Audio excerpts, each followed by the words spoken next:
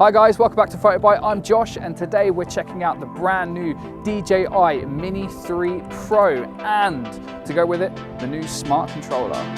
Let's get into it.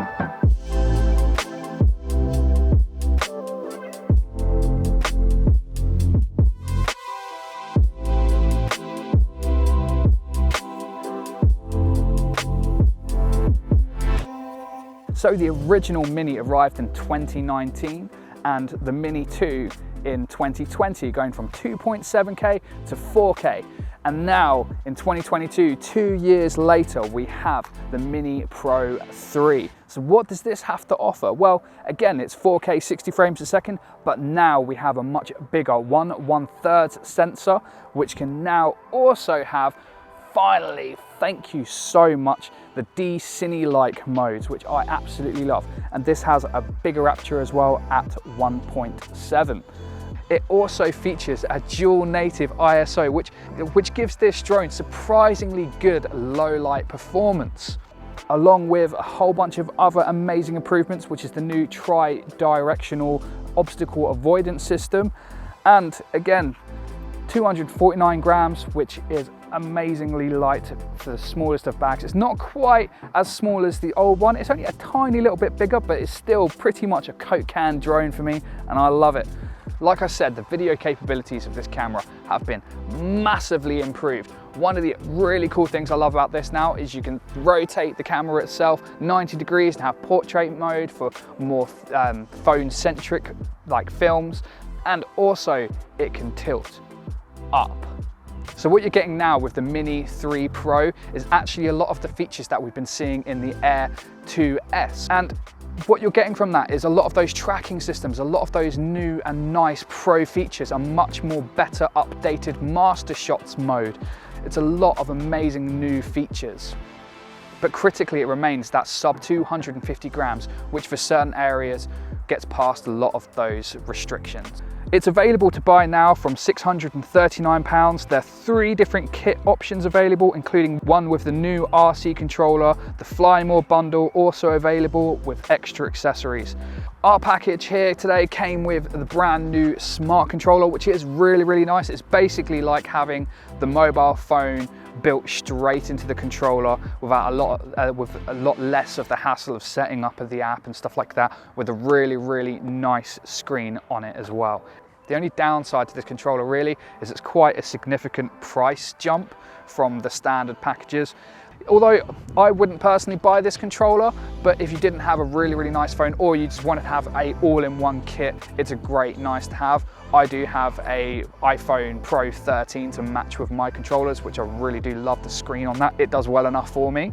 But if you want an all-in-one solution with no pairing nonsense, easy availability to update, just connecting it to the Wi-Fi, it's all there, all easy to use, which is a nice, definite nice feature. In the US and Australia, you can actually buy the extra battery Fly More kit, which actually gives this drone a 47-minute duration of flight time, which is absolutely incredible. Unfortunately, it's not available here for us, but you can buy it if you're in those countries. So I would definitely buy that if you could. The camera itself is actually supported by both sides of the airframe itself, which provides some amazing stability from this drone and the shots, which also helps it give it topper tilt functionality, which I really, really like. As you can see here, it can now look up, and I will keep going on about this because I absolutely love it. So this drone now features the brand new APAS 4.0 for all of its brand new sensors, which is really, really nice. You're a lot less likely to crash it and a lot less likely to fly in places where you shouldn't. The only thing this drone doesn't have at the moment still is the sideways facing cameras. So just remember, if you are strafing this drone, you are still likely to crash it because it doesn't have those sideways.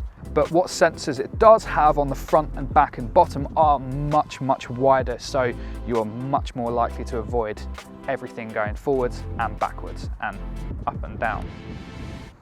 What I do love about this drone now though is the automated aerial shots that you can produce with it, and we're going to show you some examples over here by the lake. So on the Mini 3 Pro now we do have quick shots, which are automated flight patterns that let you shoot dynamic videos with serious ease. I mean, hit a button and go. Even better, there's now subject tracking thanks to the Focus Track Suite, which is amazing. I'm going to show you some examples here of us just running about all over the place. It doesn't lose us. It works amazingly well. And if you do want to track a subject in the distance and fly the drone around it, it will hold and lock onto that target really, really nicely. What I do also love is when the drone starts following me, because I can run all the way around this field and it's never going to lose me. And it's amazing. And if it does happen to lose me, then it will hunt me down and find me again and then lock onto me and stay there for as long as it can again, which is a wicked feature.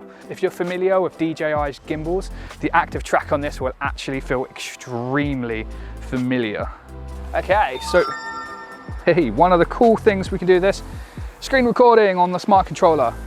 Don't forget it. It's basically like a mobile phone. You can swipe down on the screen here and control the screen brightness, the volume brightness, airplane mode, Bluetooth, screenshots, mute, tells you the time as well.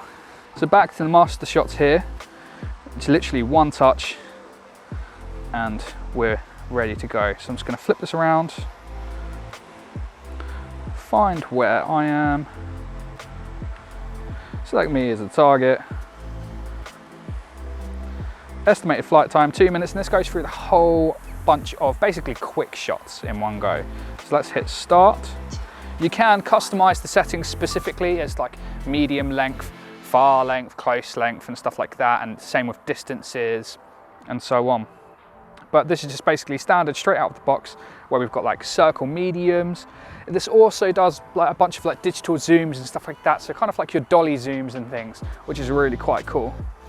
So it's just doing the first one, which is circle medium, and then it's going to go circle close, and it will do a circle far later on as it runs through its cycle. Wave, Rob. Wave at the camera. Hello, droney. Probably see all the swans and ducks and geese around here. Circle far.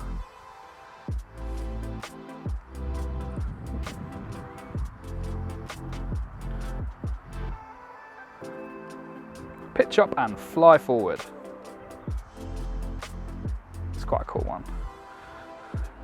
But yeah, it's not tracked me specifically because the camera does move all over the place for the shots. It has tracked our rough location. So we have selected me as its like point of interest, but it's actually using this location. So if I walk away now, it's not gonna carry on and track me. This is rocket mode. So just bear that in mind. It's not a wonder solution, but you can just use it. Just use yourself as a selector tool to mark the point of interest for the master or quick shots. 85%, camera straight and descend. This is really cool for some of those more scenic shots. Look at our beautiful town.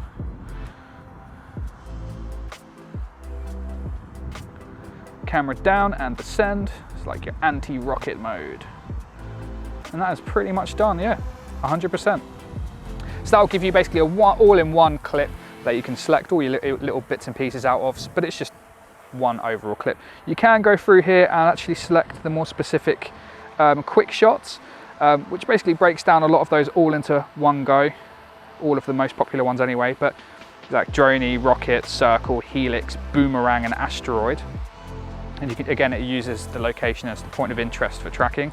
Hyperlapse modes, which would be even more amazing with that 47-minute flight time with the bigger battery that we can't get here at the moment, but one day one can always dream. Panoramic modes and your standard photo mode again. But heading back into video mode here, we can actually select it again to a multitude of different frame rates. So let's go back to 25 frames per second again, but also in our Pro mode, we can select desyn mode, which is really cool. H.265, MP4s or MOV files. Again, this is so much more pro than it used to be.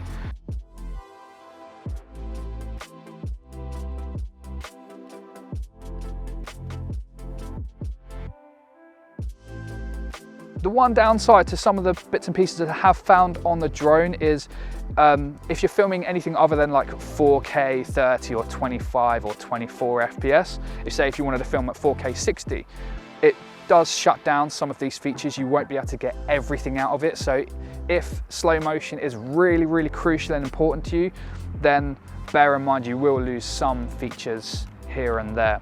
Overall, one of the things I would say about this drone is its new price point, which is quite a bit more than the older drones. They were about £439. This is over £600 for the base model of this one now, which kind of defeats a little bit of the object of it being what it was, a small drone for a small price, but still with amazing features. But I suppose if you wanted that cheaper price, they still have the Mini 2.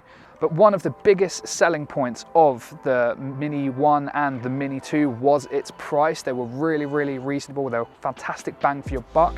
I mean, this is priced in over £200 more than the previous models.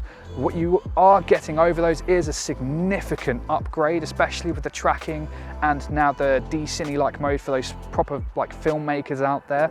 That price point is kind of a little bit disheartening, I won't lie, but you are still getting bang for your buck massively compared to the other drones out there. So what do I think of this drone? Well, despite its jump in price, it's absolutely amazing. The new sensors, the new aperture, the new D-Cine-like modes, the new flight features. It's a really, really capable drone, and DJI have this amazing habit of throwing their best stuff into the next product they release, which at some point we're going to be due a brand new Mavic. So I'm super excited to what they're going to bring out for that thing as well. I've been Josh, this has been PhotoBite. If you've enjoyed this video, please like, share and subscribe, and I shall catch you next time. Thank you very much. Bye bye.